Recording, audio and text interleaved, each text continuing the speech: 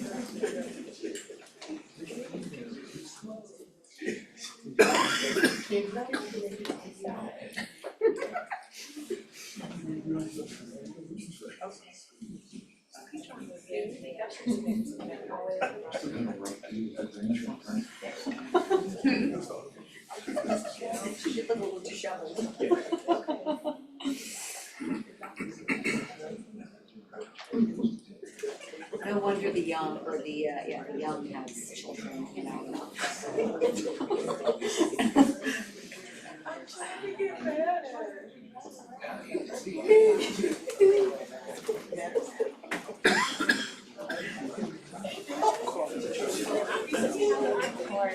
You and Dan? Birchburg? I don't know that I have. We do have water. Do you want a cup of water? Can you get a cup of water? Right, can I get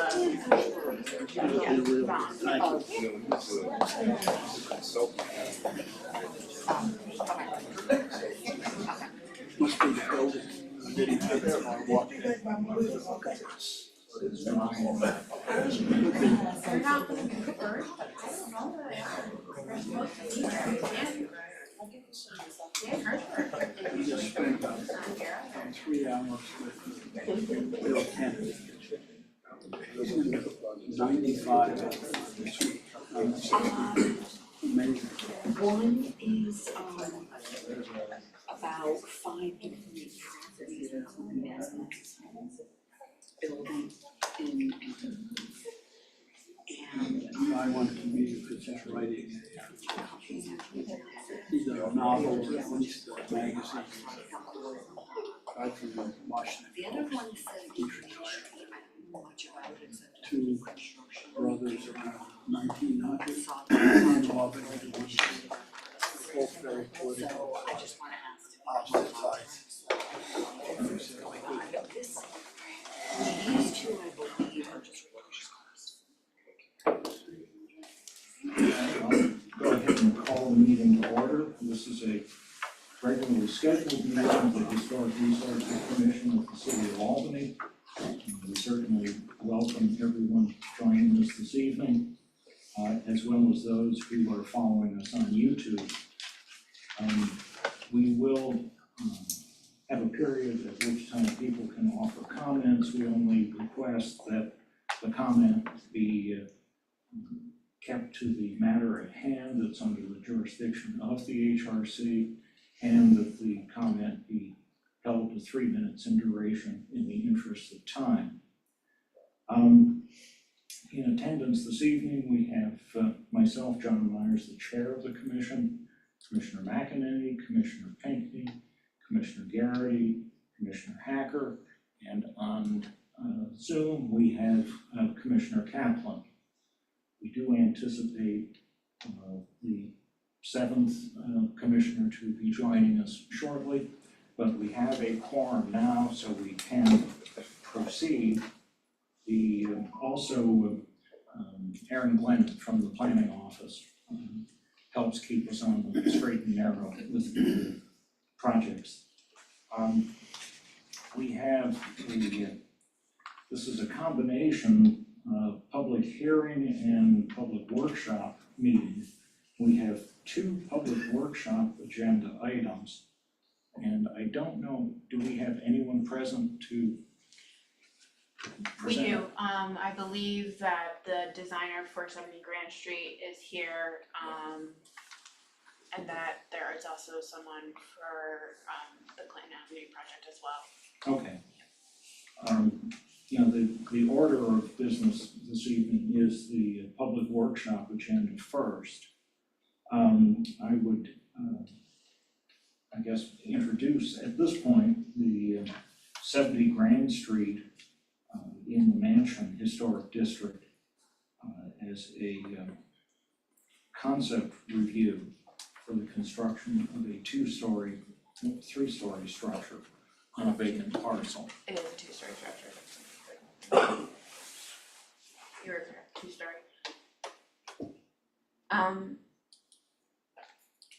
So if you wanted to come up and introduce yourself, this is a proposal this evening coming from the community builders for a new two-story structure on a vacant lot. The previous one-story structure, a commercial structure that was on this lot, was demolished under emergency action by the city of Albany. The community builders is now proposing to put a two-story structure on this lot to accommodate their programming for the community. But if you wanted to go through it a little bit more in depth, I have your drawings I can go through. I'm Mia, and I'm the project manager and project designer from Springline Design, representing the community builders for this project. 70 Grand Street is part of the Mansion Initiative project, which consists of 11 existing gut rehabs or full cut rehabs, and 70 Grand Street is a new construction project. So 70 Grand Street is the building that's proposed by the community builders TCB to house their offices. This is predominantly going to be a business occupancy building. There's no residential units in the building, and it's a two-story building. The first floor consists of their common community spaces that includes laundry, a police substation. It includes a community life space that's part of TCB's initiative for the overall Mansion Initiative project, as a community room, exercise rooms. And the second floor is more of their business development office spaces. The exterior of the building that we're proposed is going to be CMU walls with brick veneer, and the windows are going to be aluminum windows with wood clad interior. The purpose of providing a bay window at the second floor level was to be in congruence with the exterior characteristics of the rest of the buildings in the project. Erin, if we go back to the plan, I can talk about the offsets on the sides of the building. So to the right side of property, there is an existing church building, and to the left, there's another existing building that's there. We've kept 3 feet offsets on either sides of the property because the building to the left currently has windows. We understand that most of the row houses or townhouses in the Mansion Initiative project are all abutting each other, but we decided to keep a 3 feet alleyway on either side because the building to the left of the property currently has windows, and we think that may be the best route. And we'll certainly welcome your feedback on that as well. So this is coming before the HRC for concept review this evening. We have yet to receive a formal application for the certificate of appropriateness. This project will also, it'll be going for a certificate of appropriateness, but it will also be going for a development plan review from the planning board. And this is one part of a larger project that the community builders are proposing for Grand Street. So this will be reviewed under seeker as part of the development proposal for new construction on Grand Street and Ash Grove as well. So the planning board and HRC won't be able to take action on this project until the seeker determination has been completed for the whole project. Do you anticipate we'll be reviewing the residential rehabilitation projects in concert with this building, or are they going to be reviewed independently? Previously, the rehabs had come to planning staff a few years ago, and the changes that were being proposed did fall under the minor certificate of appropriateness. Now, depending on whether project scopes change for that, we'll have to review the most current scope of those projects to make a determination as to whether they can still be reviewed as minor or if they have to come back to the Historic Resources Commission. The new construction, residential new construction on the corner of Grant Street and Ash Grove will definitely be coming to the Historic Resources Commission for review. But until we see the scope of work for the rehabs, we can't make a determination as to whether they qualify as a major or minor certificate of appropriateness. Now, is this next to the old St. Anthony's? Yes. Aaron, I'd just like to add that the scope of the rehab for the three projects, 71, 78, and 100 Grand Street, we had 112 too, but the property burned down, has not changed, so it's still the same, nothing. We're just waiting for funding from HCR, and that's why the project's on hold at the moment. Yeah, they will have to come back for review, because it has been such a long period of time since they were originally reviewed and now, so. But if nothing has changed, then they'll most likely be minors again, but we can talk about that when we review them. I'm a little confused. It says 3-story, and then I just saw a drawing that's 2-story. That was error on my part, it is a 2-story structure, So, I apologize. With a partial basement, yeah. Yes. which is what it's replacing, because what was there What was, was, let me, was a low, was a 1-story. It's only Yeah. one story. Yeah. Commercial building. okay, And that's the church to the left, yes. and that's on the corner of Madison. Okay. I know one thing that would be helpful is an elevation drawing with both buildings on either side, so you get an idea of how your proposed building relates to the other historic building.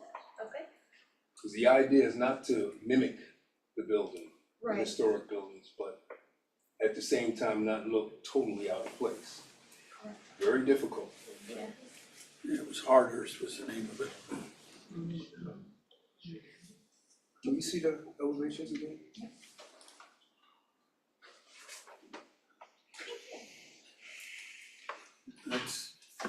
That's 2-story.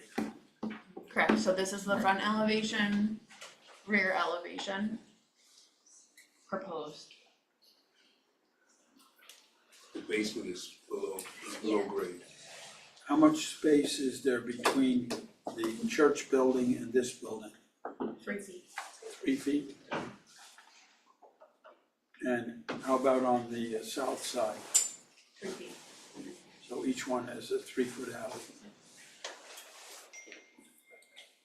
Yeah, and actually, Aaron, the site plan, which is the sheet before the one with all of the plans, does show the outline or the footprint of the 2 adjacent buildings. And the setback.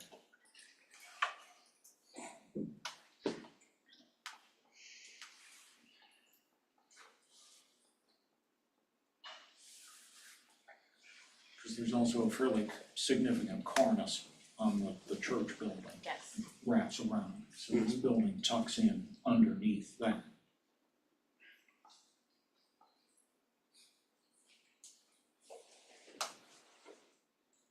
Is the building to the south 3-story? Yes, that is correct.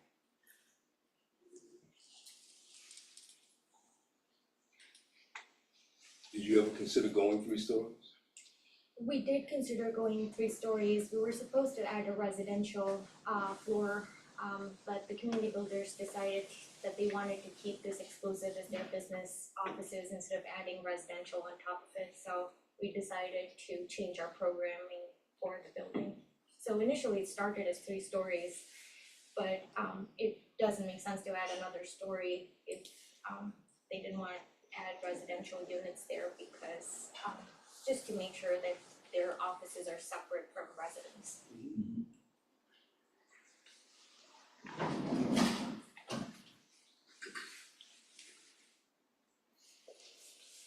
Well, I think it's a great idea, you know. Again, for me, I'd like to see how that building is in relation to the other buildings. It's- And we can go from there. It's better than what Design. was there originally. Well, yeah, right. By a pretty healthy margin. Yeah.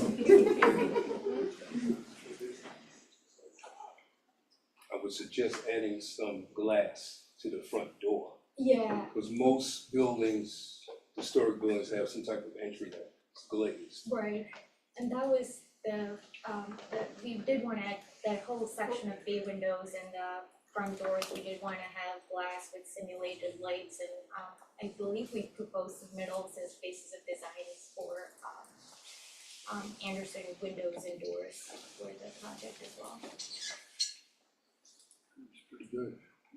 So, it was in the packet, but,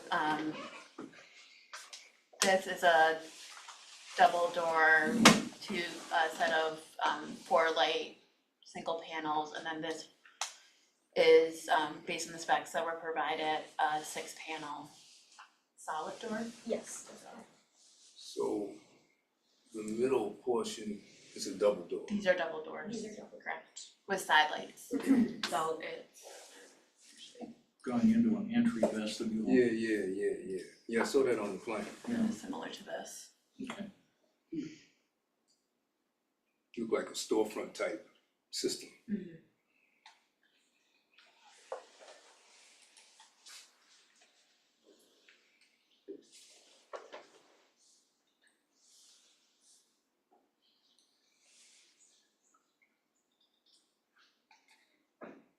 The door, which is on the right hand on the south side, where does that go to? On the drawing? That's on the front facade as well, right, yeah, that's the door. Goes into a room labeled police substation. Oh, I see. That's the reason we didn't want to expose glass in there because for privacy purposes Right. and security purposes. Oh, now I got you. Okay. Even if it was That's frosted, the one I was saying should be glazed. right, yeah, even frosted, it has to be. It's gonna look like a cellar if you have that door. This is Marilyn Kaplan calling in from Zoom. This is great. Yes, that the middle two were actually doors, Yeah, it's like, yeah. so that's gotta be changed. I'm sorry, can you hear me? Can you all hear me?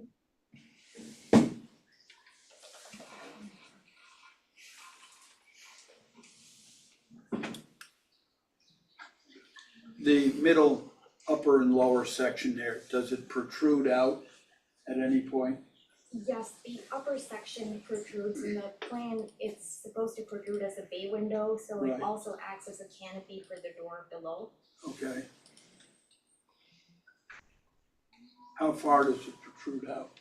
That protrudes out close to 2 feet 6 inches right there. Okay, Basically shows on the second floor plan. yeah,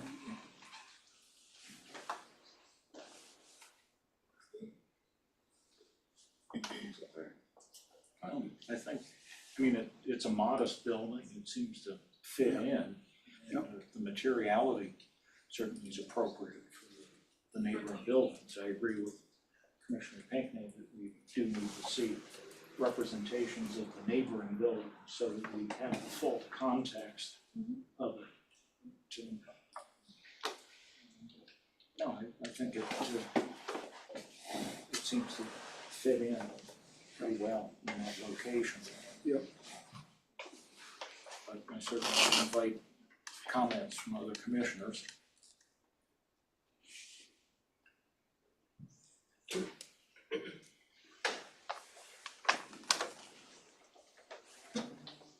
Can you, John, can you hear me?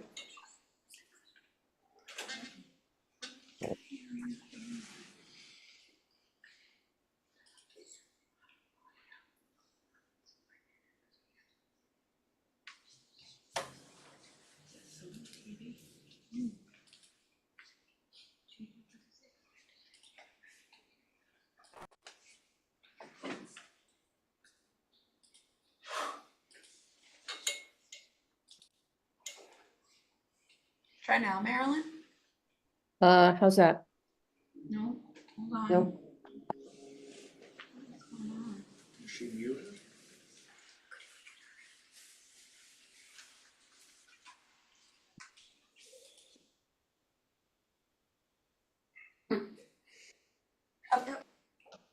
Now? Yep, we Yes. give you here now. I hear you. Do you hear me? Yes, we can. Oh, terrific. Hi, everybody. Marilyn Kaplan. This is great. I think when we get our final, it would be great to see, as was already mentioned, photographs both up and down the streetscape. And also when the elevation drawings come, so we can understand the total height of the building and the floor to ceiling heights, et cetera. So again, the relative, it's in relation to adjacent buildings. I don't think you're gonna have any problems, though. The window heights that you're showing are great. They're really nice, ample windows, and they look to be dimensions and proportions that we're used to seeing in the district. So that'll be, that's nice to see. But some additional photographs and the information that was already requested relative to heights and including to the adjacent buildings will be very helpful. Sounds good. Looks good. Well, no, I think everything looks fine. We look forward to the next stage in the development of the project and returning for a public hearing Yeah. on the project. And if I can just make a comment about the archaeology of the project, actually, it's really more a question. I noticed on Chris, the website for the State Historic Preservation Office, that the consultation for this project has already started. Okay. So I just wanted to request to be contact. So I'm hoping either the applicant can add me or I can reach out to SHPO directly, just so I can go in and see, you know, what's going on in terms of the archaeology so far. Okay, yeah, no, that sounds good. I have a question for you. So as far as SHPO is concerned for the project, only we wouldn't have a SHPO application that we would need to submit for this project because it's new construction, correct? Or like So, well, it seems like it's already on there. It's like somebody has already gone on there and initiated the project. So because you will be pursuing public funding through HCR, the low income tax credit, this will be circulated to all involved and interested agencies. So the State Preservation Office will be included in that as well to comment and review. And they will most likely require archaeological investigation as well. understood. Right, so I don't wanna duplicate the effort, I was just like, you go in and see what's been happening so far, we can kind of work together. Okay, that sounds good. That's great. Thank you.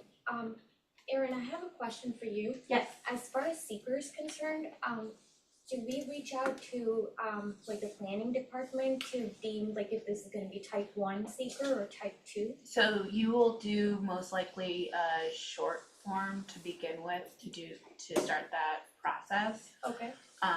There are a series of questions that are attached to that, and then there will be a determination made as to whether this is an unlisted action or a type 1 action. Okay. And then that'll kind of help route that project through the review for that. Okay, Yep. got it. You'll submit all of that with your project applications. Sounds good. Thank you for your time, everyone. No, thank you. Thank you.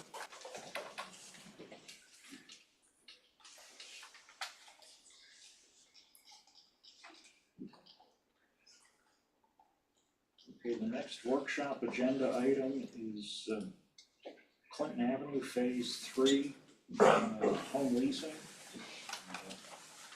In the Clinton Avenue, North Pearl Street, Clinton Square Historic District. And this is concept review for renovation of existing row house and construction of new 2- and 3-story row houses. Introduce yourselves and Should we start? If you want to introduce yourself, go ahead, and then that's fine. Okay. Good evening, my name is Lindsay Allen. I am a development consultant or development coordinator at Home Leasing, representing the owner for the development project.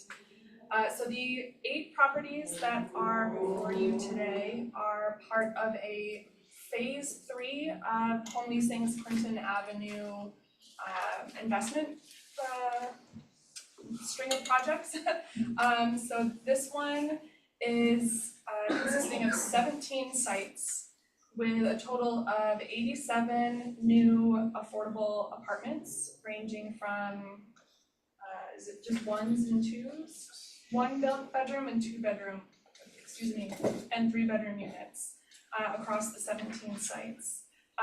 The 8 that are here before you are all within the Clinton Avenue Historic District, and then the others are on Henry Johnson Boulevard, just a couple blocks south from here, and First Street and Henry Johnson.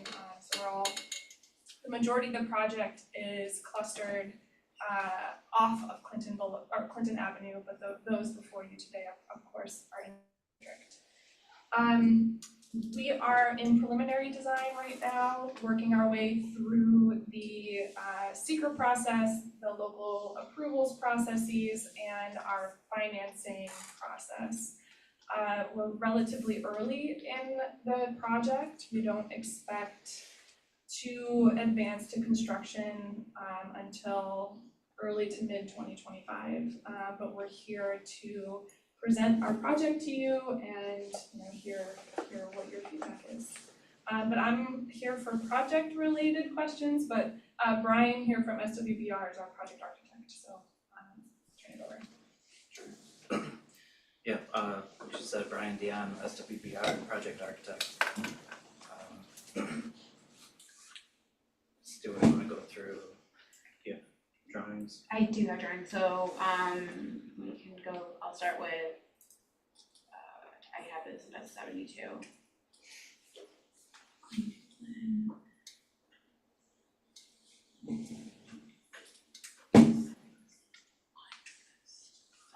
So, all but one of these are vacant lots, so these will be infills.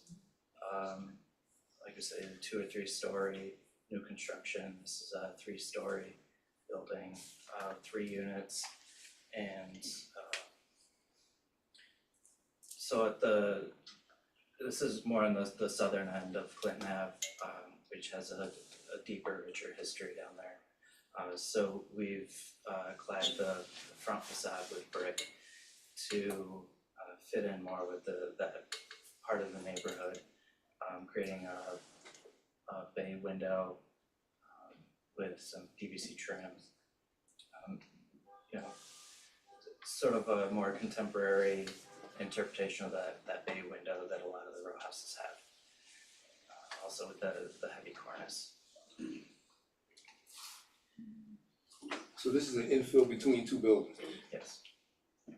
Again, like the other project, it'd be good to see a drawing or photographs or both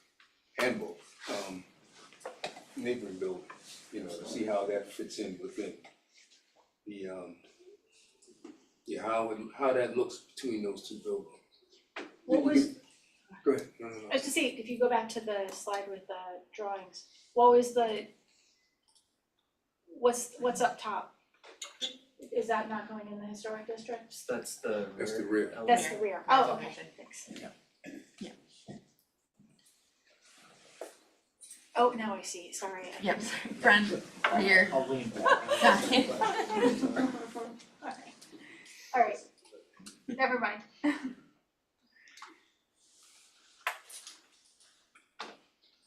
The one thing I do notice, especially when you get in that row, where you have those double windows that look like a square on the second floor, well, all of them. There's an element of verticality in all the windows, up and down the street there. And they, like the little single window, that seems like it's the right proportion. Something's wrong with the boxy windows that they seem to lose that.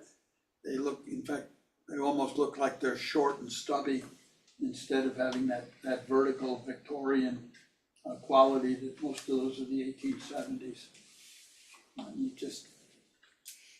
It makes the windows look too wide, perhaps, or something, but it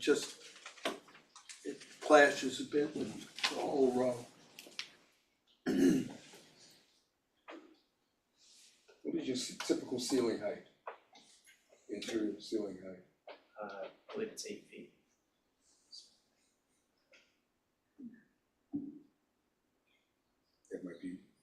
that might be the reason why it looks so squat.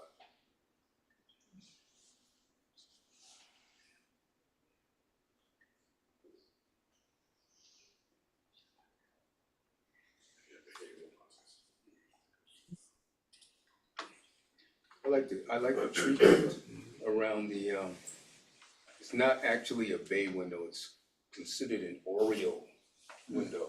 Bay windows go down to the ground, I believe.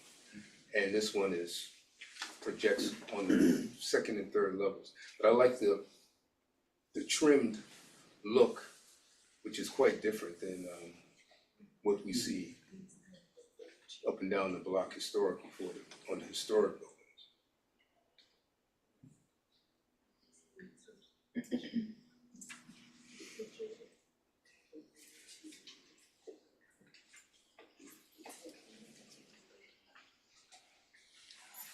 Again, putting that design in the context of JC buildings will help us even more. I think also a site plan would help just to understand where it sits, you know, between the two buildings, because you've got windows on one side and vinyl siding, which I'm not sure that's gone through with the kind of sidewalk distance you have, whether that's even going to be acceptable as a combustible material adjacent to or within a few feet of the property line. So that's, you know, the material is something to consider as well. Also, throughout the presentation, there's a reference to vinyl windows for most locations, and I understand that from an economic standpoint, vinyl windows on principal elevations visible from a right-of-way, publicly accessible right-of-way, are not permitted in city law. So, you know, under our ordinance, so those would either have to be a clad wood window or a Fibrex window, which is one that we have used in the past, particularly on new projects. So I think that's something else to consider is the material choices that are made around the building. And that's where the site plan becomes important, because that does kind of give you a guide as to what is visible from the public right of way.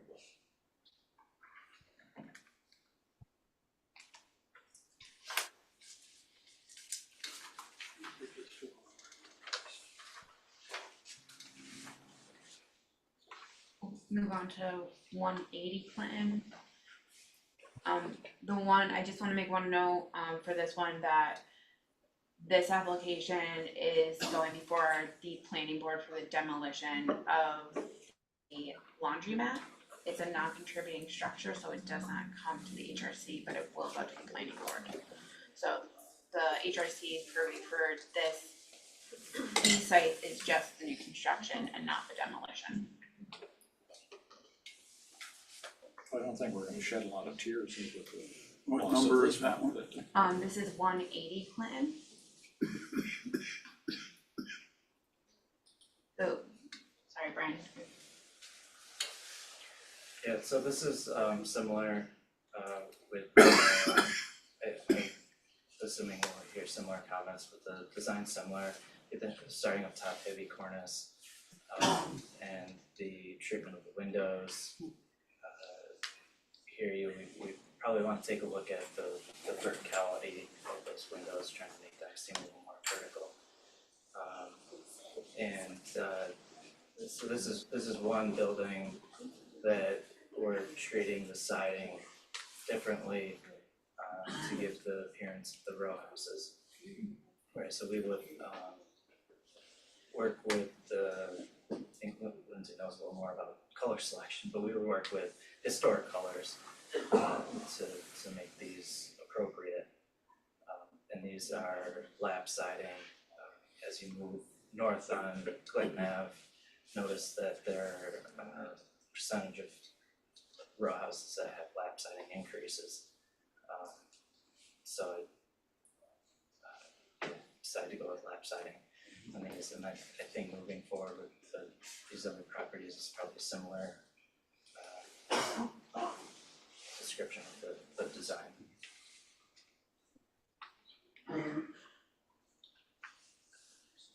I would suggest varying heights. The building, you, in the district is for you, there's a few instances where several properties were built at the same time, side by side, but in most cases, buildings have varying heights. Right, so Clinton Ave goes downhill, right? Yeah. So, Mhm. so these would be So they, stepping, you know, yes, yes. We'll take a look at the site plan again and include the adjacent buildings and elevations and step this appropriately. I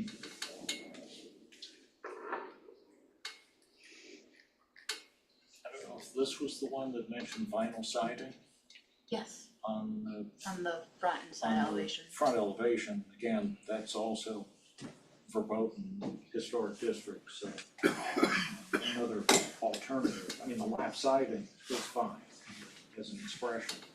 Just hardy plank and other types of siding materials has been acceptable. The foundation should also be a contrasting color, or most likely something that would look like it was masonry or something like that. It makes it look very squat, whereas if you take that and have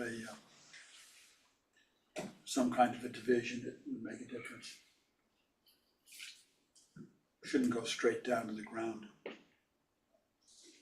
Should go at least to the top of the stairs. You know, the top of the stoop could be the line that draws across as the foundation Yep. of the building.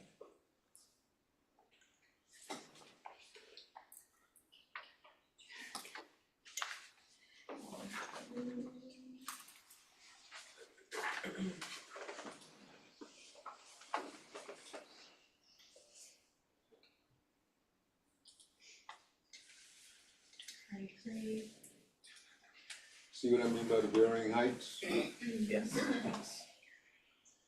So 233 is another vacant lot with a infill, 3-story building. Again, the more contemporary interpretation of the cornice up top, but maintaining that detail. And not the bay window, I'm sorry, what did you call that window?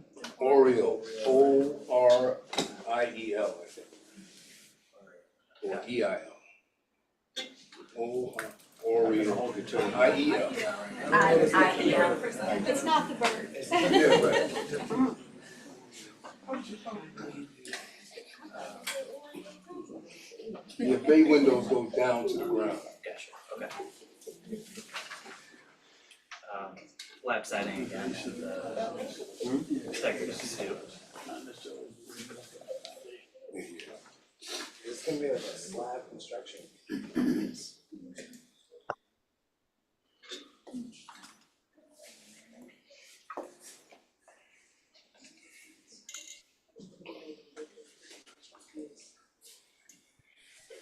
Is there, in the units, or the mix of units that you're doing, is there an accessibility component as well to any of them, or is there a percentage that have to be accessible? Because these are pretty low to the ground, and you're next to buildings that have some very tall stoops. So the project overall with the 87 units meets the majority of the units will meet accessibility requirements. The multifamily building that's being proposed at the corner of Henry Johnson Boulevard and First is fully accessible. All the apartments there, which there's 38, and then the apartments, the row houses that will look similar to this on the other side of Henry Johnson will have accessible rear entrances, but the row houses that are new on Clinton Avenue, I do not believe we have any accessible units here because of the grade and because of, wanting the stoop to, fit the context of the neighborhood as well. But a large portion of the other properties in the project will have those accessibility accommodations. develop the mix with the totality of the project. Correct, yeah. And they will Again, have some accommodations for folks with hearing and visual impairment that don't require the mobility aspect of it. Those are also adaptable in these units as needed.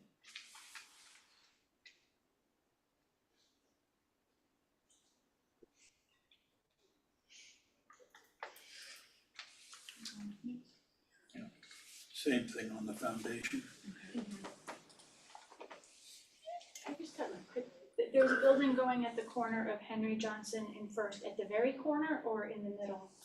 Are those corner buildings down? The big vacant lot opposite the library. Oh, that lot, okay, Yes, that's what I yes. said, never mind. The one that will need some environmental concern, Yes. Yeah. former gas station. Oh, yes.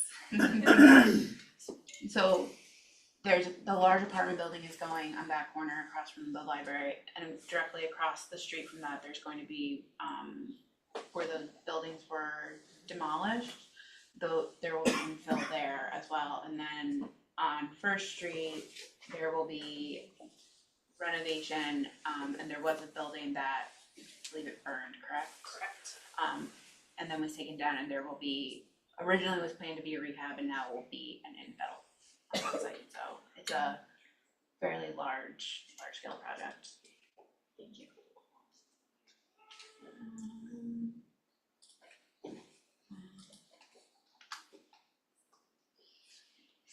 325.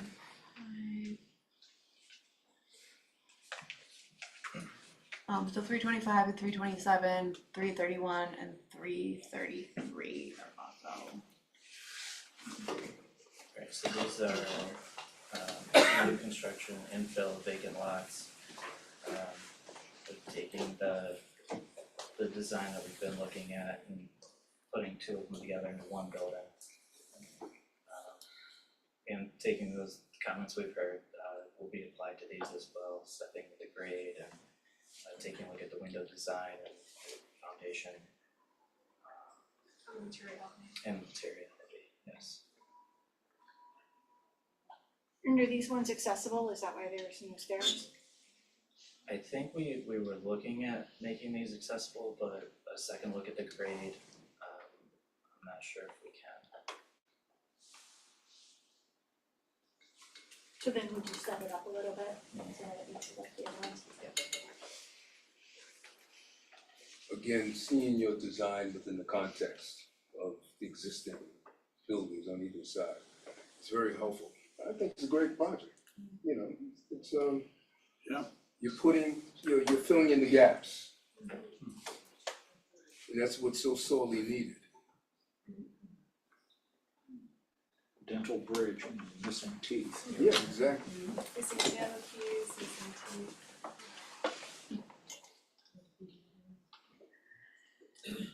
And I like the Orioles. Yeah. So 337 is our renovation, the existing building.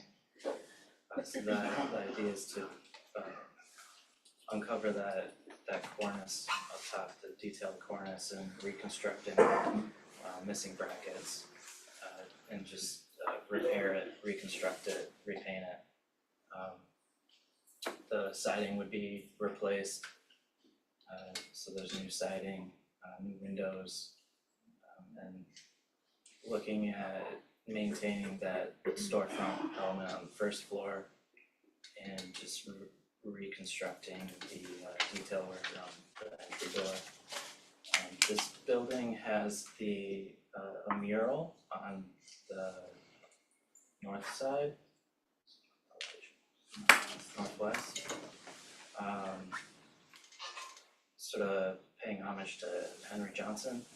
And so the idea is to maintain that somehow, whether we take it off and restore it, or if it's deteriorated too far, just recreate it. We've documented it extensively. Lindsay was saying we've gotten in touch with the artist. So we understand that's an important piece to the neighborhood, so we wanna maintain that. Well, the storefront, can you go back to that photograph? Sure. What you have there is different, I believe, from What is there? what actually is there. Yeah, Yeah, so, there should be some type of panels below the glazed areas. So you're saying the glazing doesn't go down to the ground, Yeah. right? Yeah. No, there's panels. Now, you can see a little line Yeah. there, about 2.5 feet above grade. So whatever you have there should be repaired as much as possible, or replaced in kind. But there will no longer be an active door there, according to the plan. Yeah, right. It's gonna be a living room. Correct. Yeah, so that recess is not there. No, the recess is there in the plan. It's just that the, Okay.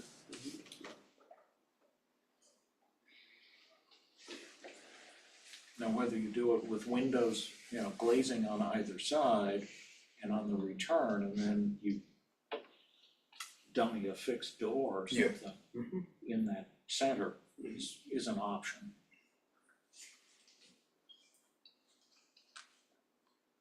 Is that something you can entertain? Yeah, we can definitely explore how to treat the storefront and make it match the existing.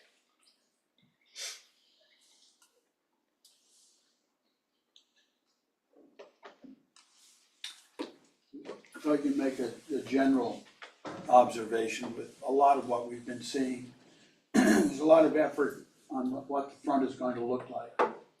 I had my own house built in 1979, and it was amazing how cheap it was to make changes while it's being built rather than trying to do it after. Now, the back of all these buildings are not very inspiring, very utilitarian, and we don't really have control or want to have control over the basements or the backs either. But just for example, in my house, there's a little half bath. And the little half bath is off the kitchen and it's separated by a washer dryer to get to it. And it's small, and they put in a window. And I went to the builder and I said, couldn't you put a box around it so that it would go out 1 foot? Just put the window, that's where all the plants are. And it's, if you got a cat, that's where the cats are. It's a real quality of life type of thing. Now, the time I did that, they charged me $40. Today, it might cost you $200 to have something to do with it. Money being what it is, but it makes a difference on the outside. And it's a nice quality of life thing that you can have, whether it's a candle in the window or whether it's going to have a cat looking out there, breathing in the plants or whatever. It's handy. It doesn't do much to the heat or the whatever. And it would look nice. I mean, somebody took an interest not only in the front where everybody was being critical, but in the back where the family's gonna be, because they're gonna go out there for a picnic or one thing or another and wanna see that. It's not a lot of cost, not when you're doing it at the same time. Just the same window you already planned and box it in. It adds quite a bit to it.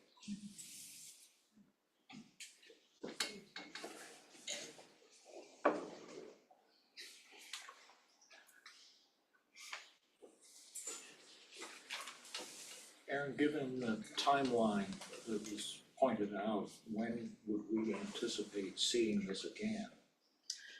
Half a year So from now, or Hmm? half a year from now, or? I guess it depends, I mean, it's currently being reviewed for, the secret process has started on this. We did do a lead agency consent a few months ago. Planning board is acting as lead agency for this project. And it is going through a major DPR, which is a development plan review, through the planning board. And I'm not sure that I think it's in the initial stages of the review. So depending on how long the secret review takes for this, I know that, Hartgen is working on the archaeological report for this project. No action can be taken by either the Historic Resources Commission or the planning board until seeker is completed for this. So it may be a couple months probably before this comes back for its formal review process through the board. But I wouldn't expect I would hope it wouldn't be 6 months. So, but I can definitely keep you updated if things change or whatnot, or, when we sing and SWBR wanna come back for another concept, we can always set that up as well. I think we lost Mary.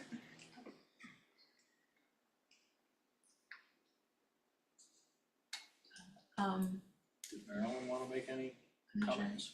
Marilyn, do you have any comments?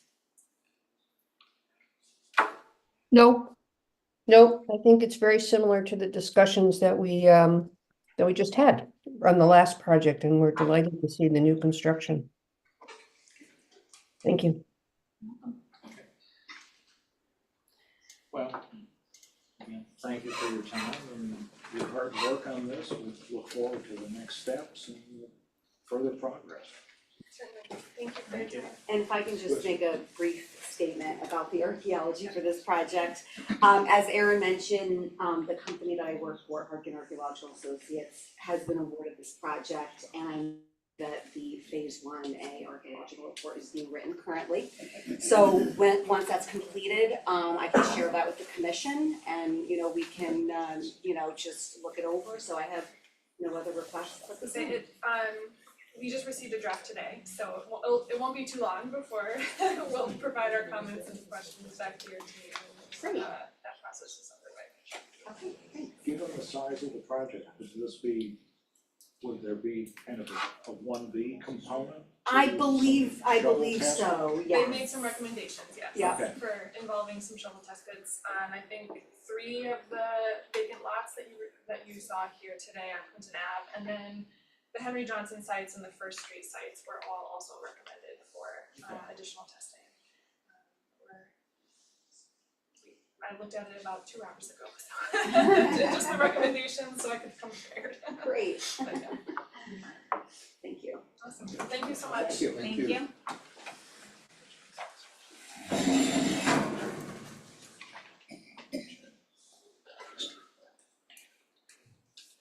Okay, the next item on our agenda is the public hearing component of the meeting, and this is the revisit of the 4 and 8 Tenbrook Street, Sweet Pilgrim Baptist Church, in the Arbor Hill Tenbrook Triangle Historic District. We're looking again at the 2-story addition to the existing masonry church.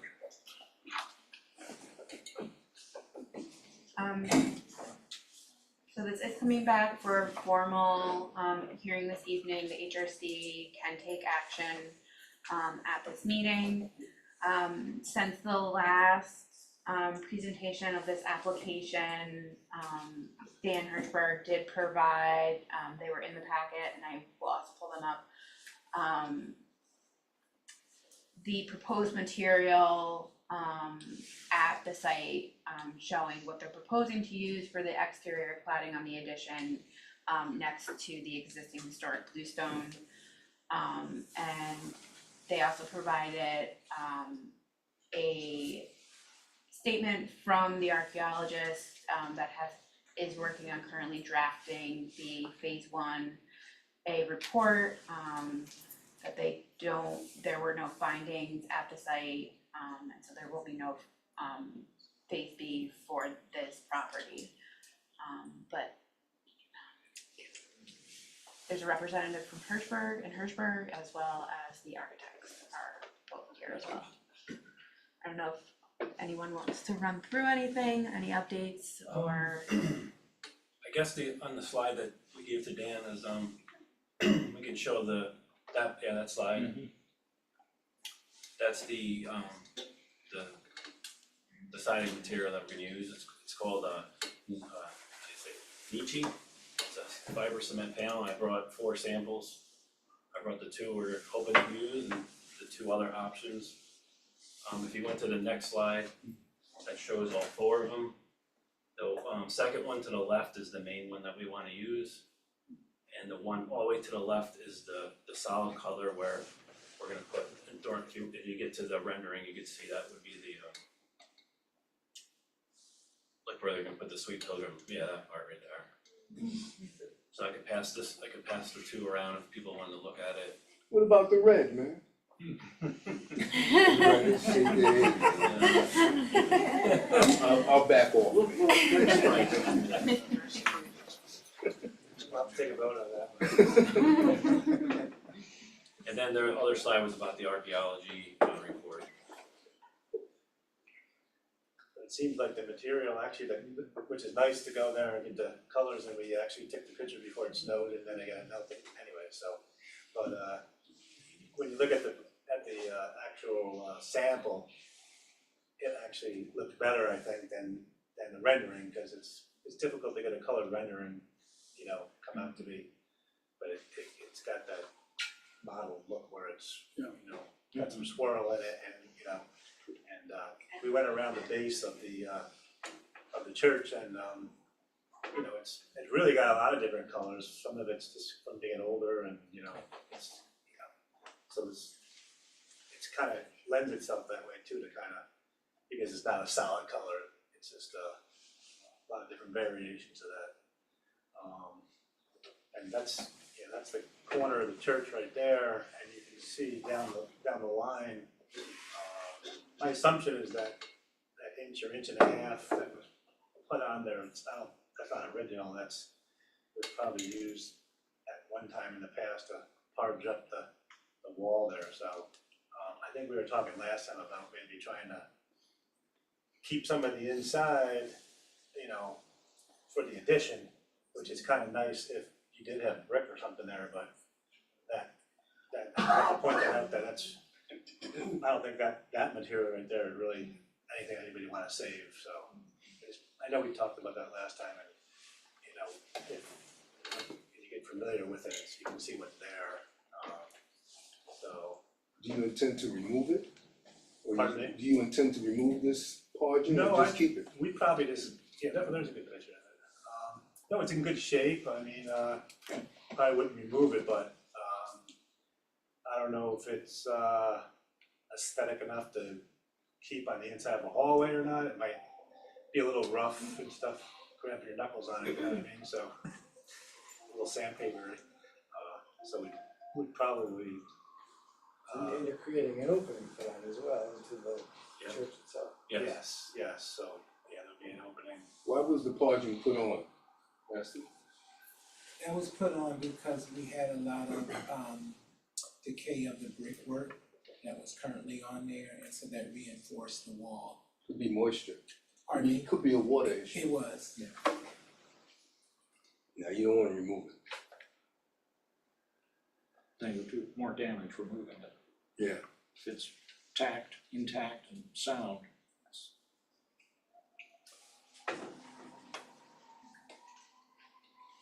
When you get inside, you may wanna resurface it, you know. But I'd probably just leave it, cause if you start anchoring sheet rock to it, you know, it can undermine that, you think. Yeah, we'd probably just leave it on the inside. Paint it, you know, Yeah. paint it red.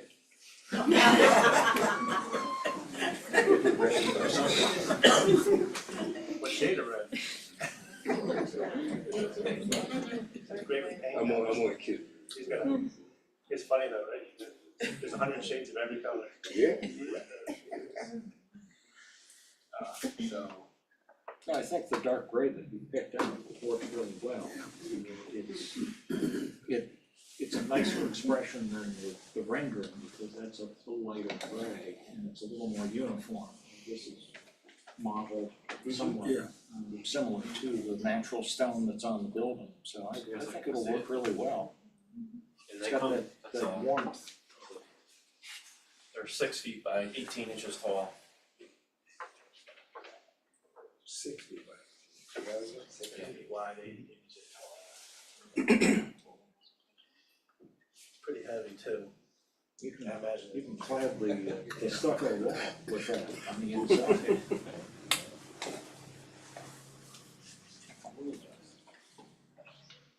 So it goes on with, it's like a rain screen wall, they call it. So it goes on with, continuous channels over the substrate, and you have the waterproofing back there, and there's like an airspace, so that if any water or moisture gets in there, it will come out. They call it a rain screen wall. It's kind of been hearing about the last 15 years or so about rain screen. I've seen a lot of terracotta, installations with, as a rain screen. Yeah. It laps and it will weep out Yep. anything in that cavity. I think it's a pretty nice product. It's a fiber cement product. There's other companies out there. Some of the original ones you hear was Hardy Plank and things like that. This is actually a company from Japan. And the difference is how it's manufactured. It's manufactured as a dry process as opposed to most fiber cement, which is like a slurry process, which is wet. So it allows them to get a little more definition and look to the, this is more of a concrete type of siding or stone, but they also have the simulated wood, which we're not using, but you can really, the quality of it's really nice, No, it's a nice material. yeah. So it's a little, probably a little more than the Hardy brand, but what's nice is, I guess we only have 21 feet in the front, and I think we talked about how far are we gonna return it, and so I don't know if that has to be decided now or not, but it's only 3 feet between the buildings there, I can kind of see, so we're thinking, like if those two buildings are flush with each other, we'd probably bring it back a good 6 feet at least, or something like that, and then on the side of that, we were planning on building the wall, the rest of the wall with concrete block units, and then just paint them to look the same color, but you really won't see it unless you're walking down there, but we definitely want, but we want the masonry on that wall because, the other buildings are masonry, and that keeps us in the type 3B construction, which is masonry and then the wood on the inside. And helps us with our fire ratings and all that kind of stuff, so, so. I think that's. I have a question. I don't know if that's the proper forum for this, but I want to ask it anyway. We will have a public comment period. All right, 'cause I'm at 17, I'm almost adjacent to this building, just trying to figure out. We own 17, right across the street from this. So Across the street this way? we are the only house that has a flag in the front of it. So we're just trying to figure out why that doesn't seem to, why the concern for the other buildings on Clinton and other places, the specificity around making sure that they fit in, they were common with other buildings, but yet this one We will doesn't get seem to to have public that. comment, we'll. Is that gonna be today? Yes, Yeah. yes.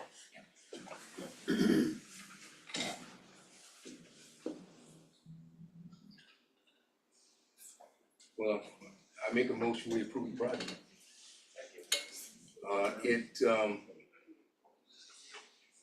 It complies with historic preservation standards.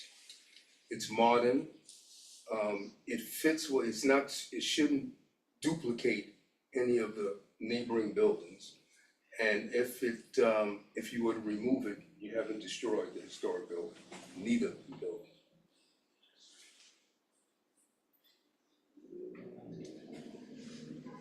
Is now the time for a second?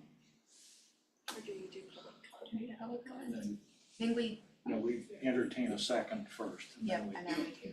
open it up to public comments. I'll second. I'd like to, you can hear me? Yes. Great.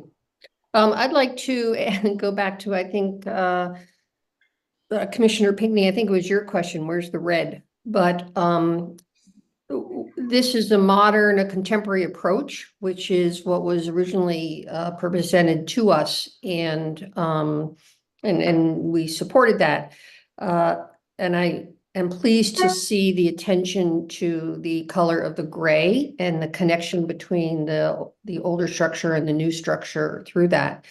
But going back to the color of that blue, which I know I responded to when we first saw the project, it feels as if that, not on the foundation, the blue spandrel panels, it feels as if that separates the new construction from the historic building. And so I would ask again, if any consideration would be given to the selection of a spandrel panel that really was much more close to the color of the brick. I think that would reinforce the relationship between those two structures so that it wasn't just kind of a separate independent effort. I don't know that that's the other commissioners certainly will have an opinion as to whether that's sufficient concern relative to not approve the project. But I would recommend a little more consideration be given to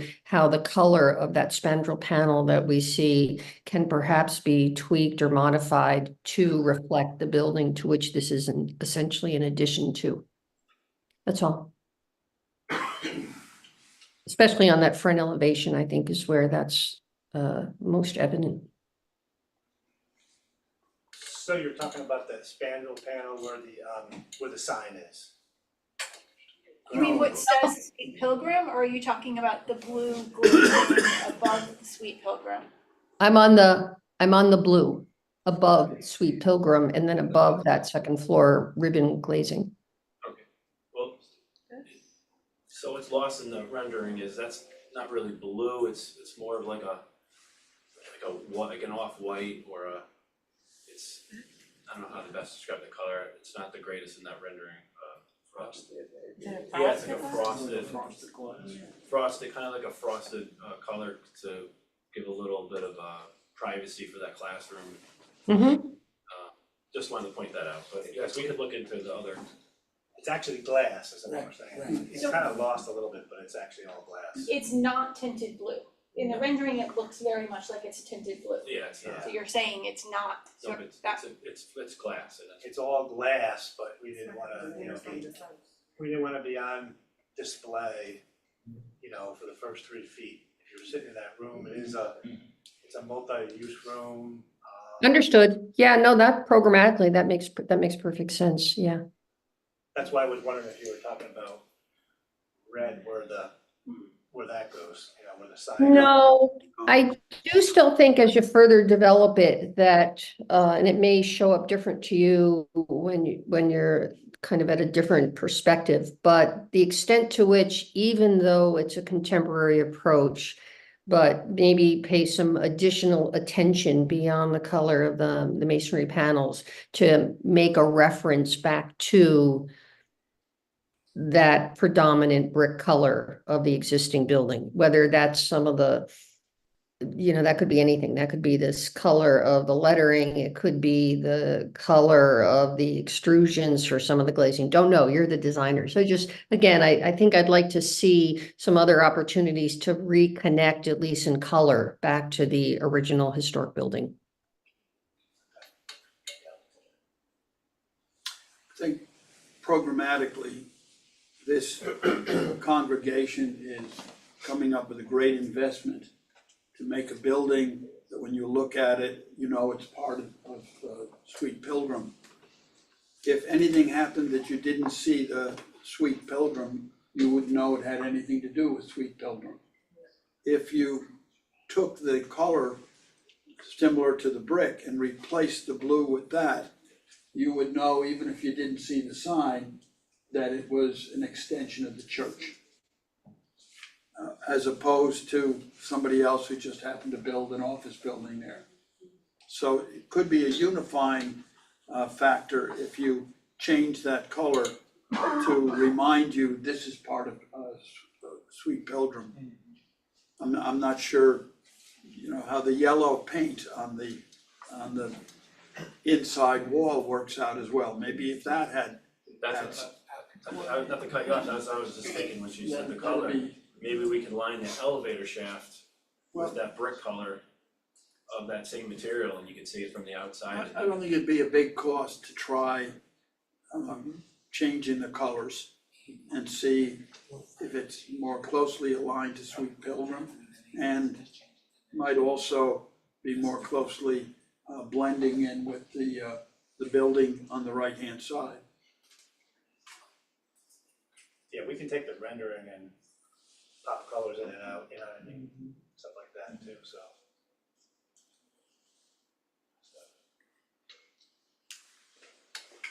Great, great. It's very exciting. Yeah, thank you very much.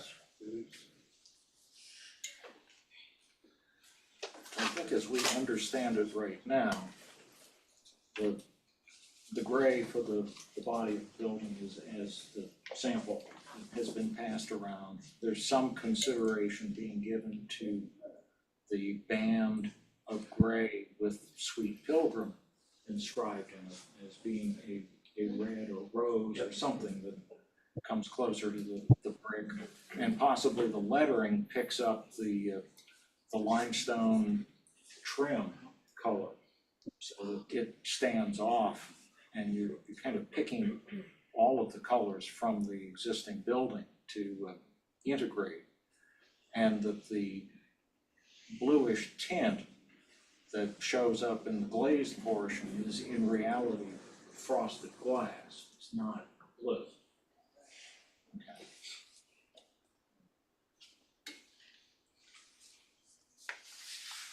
Well, I guess with those thoughts in mind, and we have a motion in a second, did you want to slightly amend the motion to reflect the coloration, or leave it to the discretion of the designers and the congregation? I'll leave it to the discretion of the design. Yeah. And the congregation. I trust their, you know, what they want to do, you know, they have to live with it. Yeah. And, We're stewards of the building. yeah. You're not gonna do anything drastic like, you know, pink, you know, or some weird color like. But, Before the vote. Oh, okay, yeah. All right, Jack.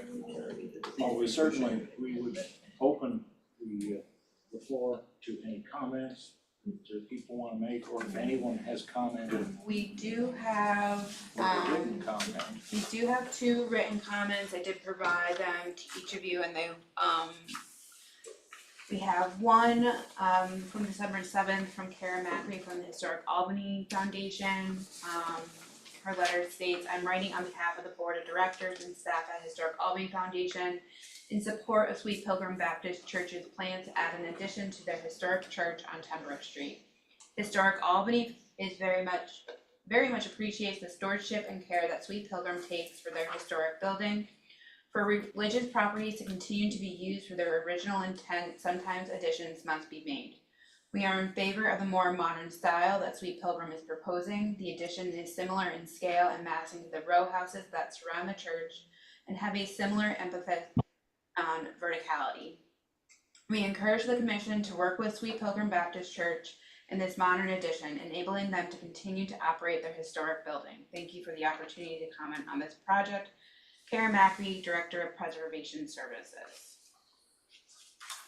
And then we also received a letter from Christina Rosati, who is a neighbor at 10 First Street. She submitted a letter on January 3rd, 2024. And I apologize, it is handwritten, so if I make any mistakes. Please be advised that I am not able to speak in person at the hearing and so submit this written comment instead. While I appreciate very much Sweet Pilgrim Baptist Church as a neighbor and for all the work they do for the community, I do object to the exterior design of the proposed 2-story extension, which is not at all in keeping with the architectural style of the church, red brick, or the red brick building next to it. Since this is part of the historic Temberg Triangle area, I am sorry to say that this would irretrievably damage the historicity of the area. I recommend the board reject the exterior design of the structure and find something more appropriate that will not be an eyesore in the way that this building exterior would be. Yours sincerely, Christina Rosati. And then we do have Mary Van Burgers, did sign up to speak if she's here.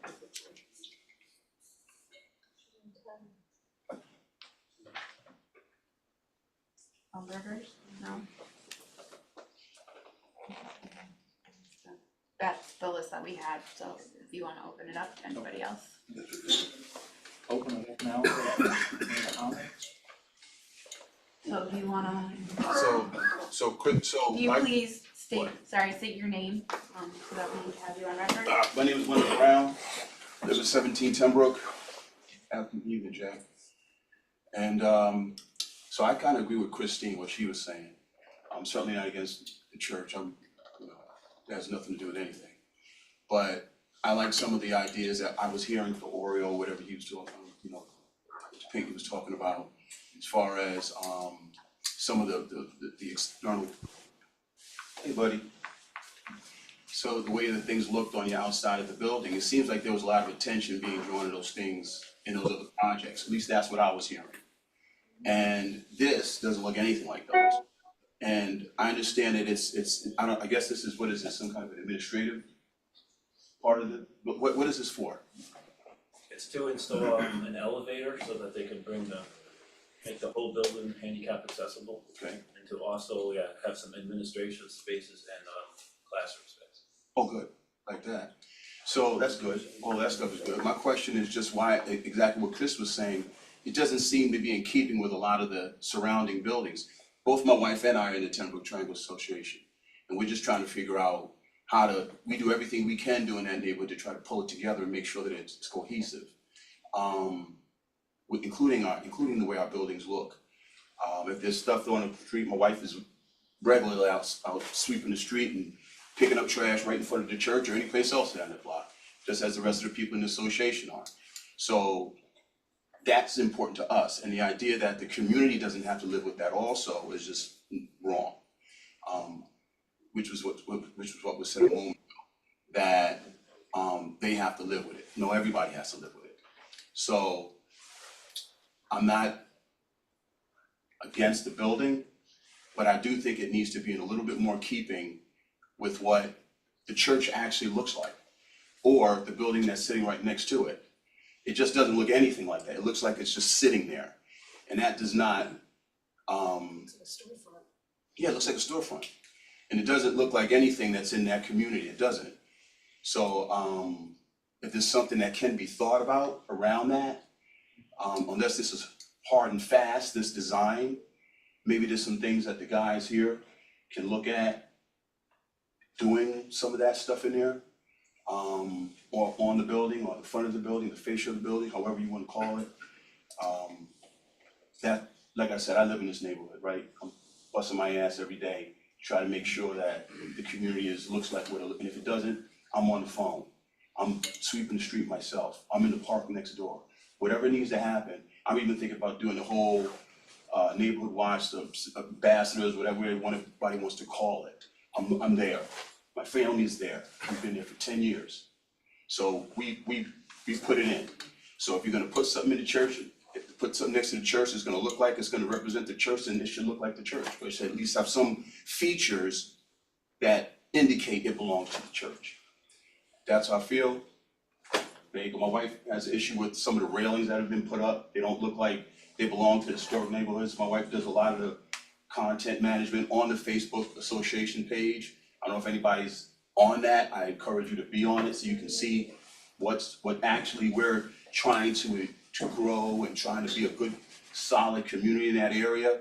The president, Alicia, is a solid supporter of everything that we're doing there. She's right out in front of everything. So I'm sure, I don't know what her opinion is on this, I haven't spoken to her just yet, but this is the first time I'm seeing this, and that's why we're here, right?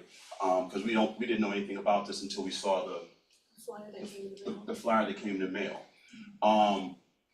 Like I said, my wife goes around all over the neighborhood. Jack and I've actually had several conversations with Jack around this.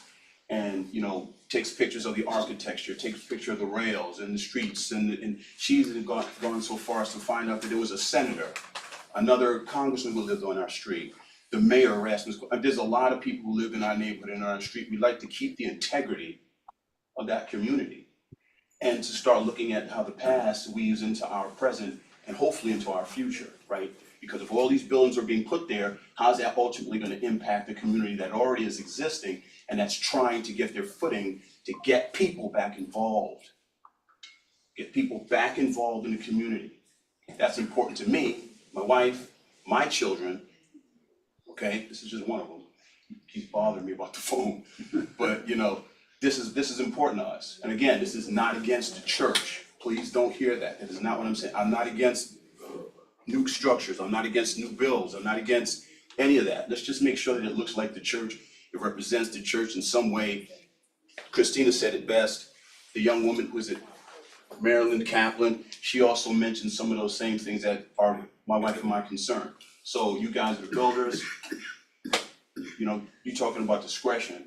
So it's up to you guys, right? We'd appreciate anything you can do to look at those things that we talked about and that I talked about. I appreciate it. Thank you. Well, we appreciate your comments and we appreciate your genuineness, and you live in the neighborhood, so you have a lot of pride in your neighborhood, and we appreciate that. We did spend an enormous amount of time coming up with different designs, and we've spent a lot of time working on looking at other historic buildings where they put additions on, churches in other cities, Boston, other ones like that. So there's a couple things with this addition, and I agree as far as colors go and things, to try to maybe do a little tying it in. But it's very difficult to put an addition on a building for what this addition needs to be. The programmatic functions of the architecture, and to make it, to try to replicate it, because in our architectural experience and our education and stuff, what we've been taught, you know, we don't wanna do a disservice either. So we don't wanna try to replicate the church exactly. It's an historic building, which with the materials that are there now, you're not gonna really replicate those materials. And the church was designed the way it was, with the fellowship hall downstairs and the sanctuary upstairs at a time in the 1800s, different time period. And you know, we definitely spent a lot of time, a lot of thought in the sensitivity of it, you know. We definitely wanna do the best job we can do for everybody. That being said, reality is, if we ask 100 people to raise their hands if they like this color or that color, this material, that material, I doubt we're ever gonna get 100 people to agree. But we definitely know what you're saying, and we definitely appreciate what you're saying. I think we can definitely spend time on some colors and a little more thought, but we really don't wanna mimic either the building left or the church or the row house next to it. With the stone entablature on the bottom and then the brick, and you know, we didn't wanna put in a building that looked like a house, but it wasn't a house, you know what I mean? Cause we don't think that's the proper way to do it, although I know where you're coming from when someone first sees something, you know, it's a little startling, what's there right now is, you know, just a small yard. And so in order to try to make it look with the Gothic windows that are there right now on the church, or the double hung windows on the other side, and to us, it would look fake, you know what I'm saying? It would say, you know, when you drive by, it would look, so we don't wanna be fake, you know what I mean? We wanna say, you know, we wanna be into the future and, you know, help the church move forward in their mission and accomplish their mission. And so what's gonna be inside the building has to be represented somewhat too. So I'm trying to, you know, we thought about it a lot when we, you know, coming up with different ideas, and again, I think you could have done that by just softening it up by an arched window, instead of that just being so squared off. I know you can't replicate that, with some kind of arched windows to soften that whole hardness of that building off. It doesn't look very flattering at all, it just looks, it looks like a big cinder block with some glass on it. But you're welcome to attend the I can appreciate association your to see. your comments, I appreciate your. Now, let me just say also for the record, her father's built several homes. So she's been around construction basically all her life. And I've done a little bit myself. So I'm clearly not in the same range with you guys or potentially, but the point is that the building doesn't look very soft. It doesn't look like it's welcomed. It's a welcoming place in this space, the way that it looks right now. Now, that can be, like you said, addressed or changed, or like you said, you can't get 5 agreements, you know, by 5 people, much less 100. I get that, all right? But at the same time, is there anything that can be done around the color, around maybe some of the structure, so that it softens a little bit? You don't think that's just like a big, that just like stands out? If I can jump in and speak, sir, Of course, Pastor. and address your concerns. First of all, good evening to everyone. My name is Pastor Elgin Joseph Taylor. I'm senior pastor of Sweet Pilgrim. I know. And I certainly would like to get to meet you, because you stated that you've been in the neighborhood for the past 10 years. I've been pastoring there for almost 14, and the church has been there since 1970. And so certainly with regards to the Temple Triangles committee, I'm not sure. Association, thank you. Because I don't recall any time anyone even stopping by with regards to just making themselves known to us as a church. So I certainly want to. I did. I don't. I spoke to one of your deacons, and asked him. Okay, all right, so. We had a neighborhood sidewalk sale over the And we summertime, spoke to the so we deacons, gave them a bunch we of gave them a bunch brochures. of information. And which is fine, and I do recall seeing some of that in there, but just so we can establish a relationship moving forward, it probably is the pastor that you really need to speak to, because me as the senior pastor, I deal with our board of trustees and board of deacons and the leadership of the church, which these folks here are just the leadership portion of the church. So we certainly would want to establish that relationship with the association, because we're in that area. I open the door wide for that, because we want to have that type of relationship with our neighbors and the association. While the conversation was going on, especially when Ms. Camplin was speaking, I turned and had a sidebar with our chair of trustees. And just so you know how it functions with Sweet Pilgrim, it's the board of trustees that are the governing body for this particular project, and then the leadership, and then to the church. So this particular structure that was recommended to the church is what came before the board first, and then to the church body. We would have no problem, because I know it was stated, we probably, getting 100 people to agree or whatever. We're not a split congregation in what we're doing in this project. Come on now, So I can tell you that up front. And I can tell you, as I stand and speak before the congregation, I have 100% support of the congregation with me. So with regards to, so we can really put this conversation to rest and get on to the next phase. So with regards to when we were here the last time, and it was spoken about the foundation and having something that matches that, immediately we addressed that.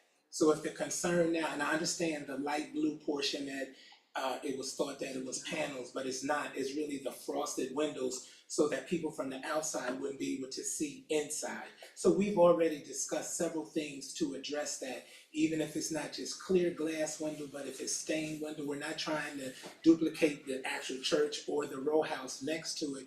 And even the panel where the name of the church is, I already stated to our chair trustees, if we have to do something to blend in and sort of pick up the orange brick of the church, we'll do whatever has to happen to make it happen, so we can have our church happy, so we can have the neighborhood happy. Because here's the intent of the building, is not just to put up a structure.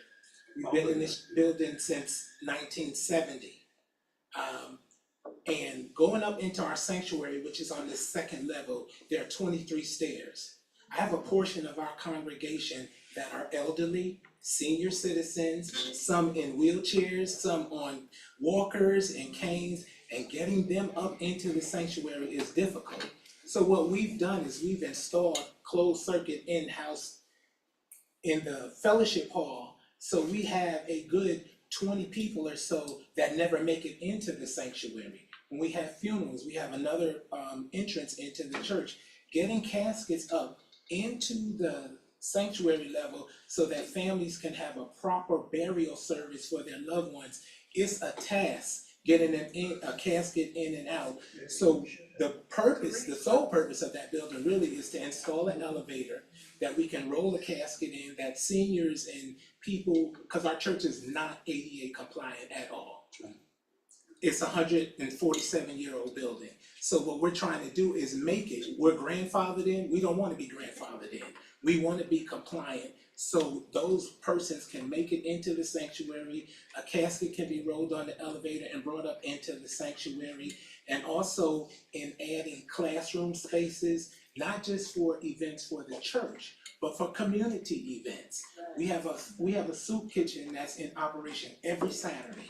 Between the hours they're there at 8 in the morning cooking, we serve the community from 11 to 1.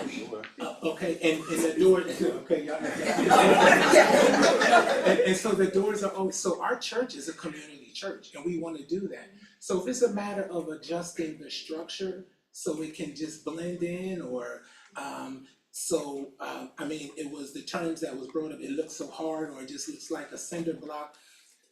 And I know everybody has their perspective of it, but we want to do what we can so we can move on, because what we really want to do is break ground and get this building in. So can I say something, what you just said has a couple of things, okay? So first and foremost, I think part of the, what needs to happen, which is what you said a moment ago, is that both those entities, the church, which I'm relatively familiar with, and the association, they need to know each other better. And they don't. Now, why that is, I don't know. But I do know that it is the case.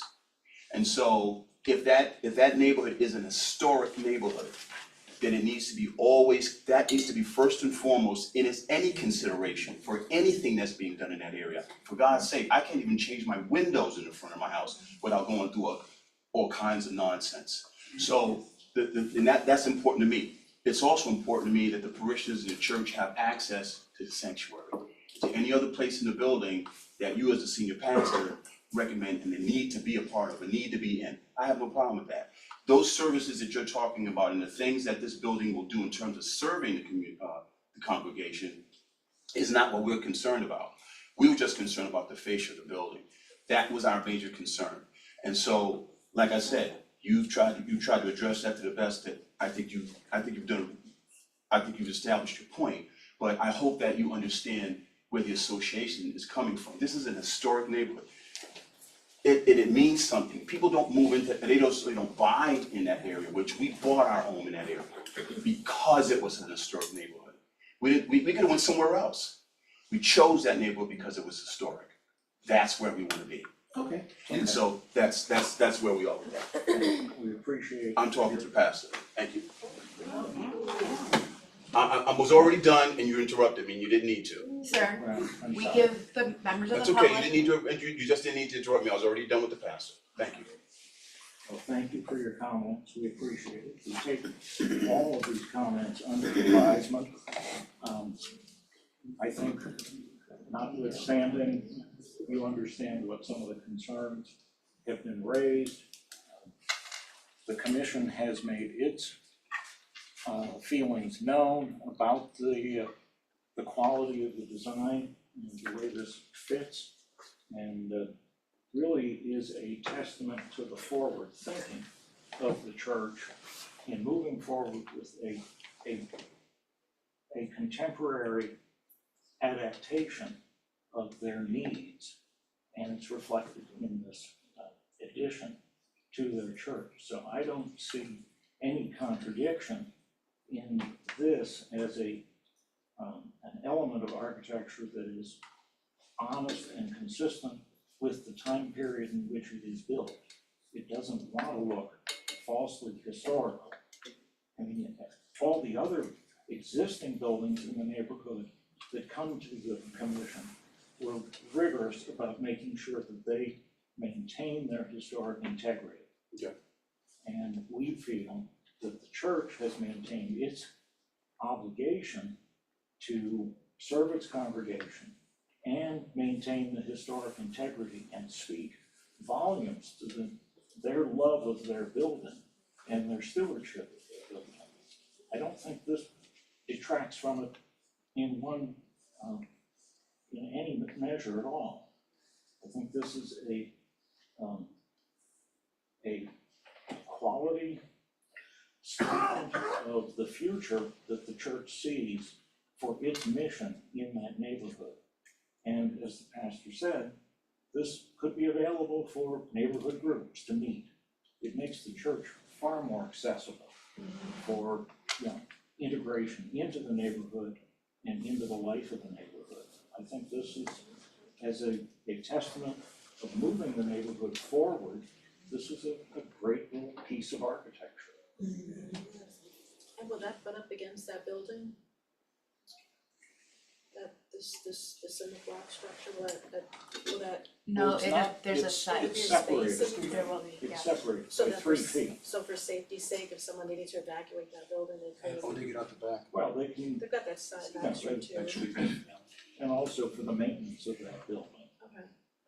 It is separate, so it stands there, and I think other buildings in the city, when we met with the church a couple months ago and discussed the project, we also talked about another modern interpretation of a very revered historic institution in the city, and that's the Albany Institute of History and Art.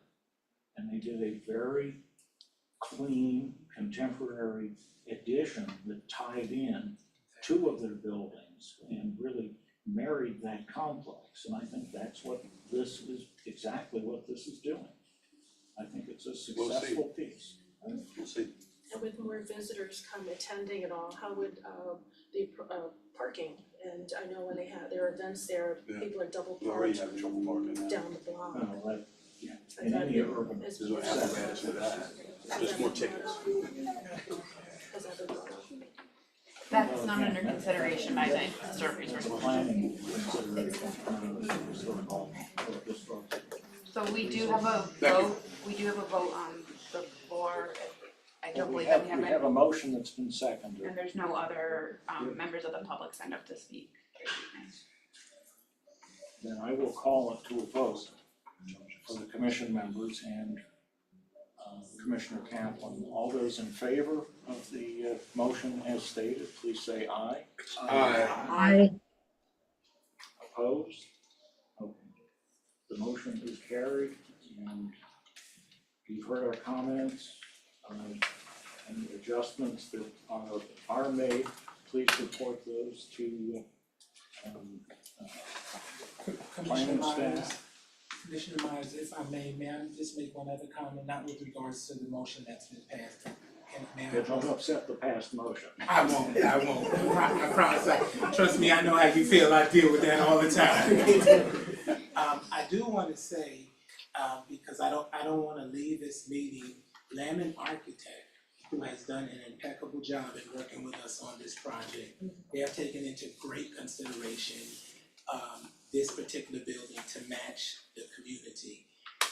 While it's just come in the forefront over the past couple of months, you're talking about since I believe 2018 that we've started investigating and looking into this project. So everything that's been stated, we will certainly take into consideration, and we wanna do what has to be done. With regards to the parking, ma'am, it's as it's always been.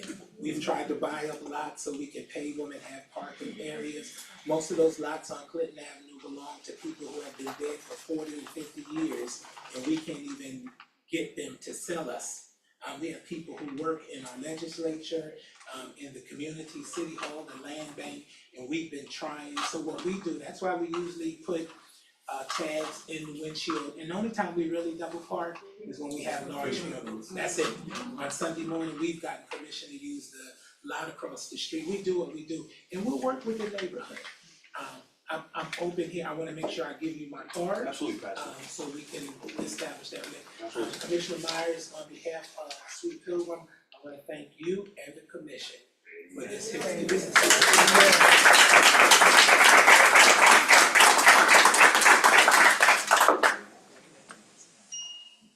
Thank you very much.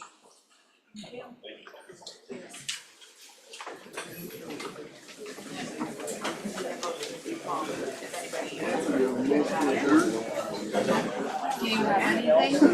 Sorry, we're still in a public meeting. What's that? I'll talk to you. I'm gonna go see Pastor.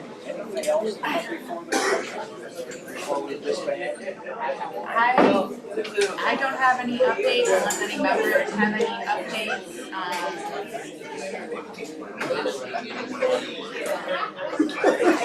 The new year.